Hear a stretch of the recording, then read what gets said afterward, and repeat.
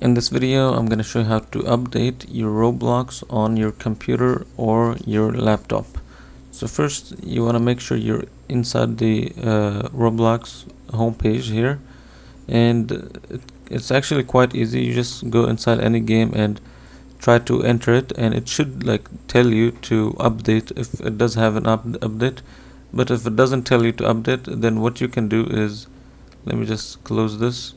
What you can do is go and uninstall Roblox and reinstall it. So basically, if you go to control here, if you go to the control and programs and features, here you're gonna find Roblox installer. Let me find it here. So it should be this one, the Roblox player.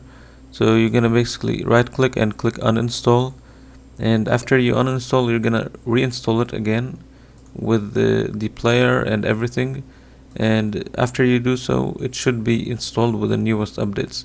And that's it. Make sure to leave a like and subscribe.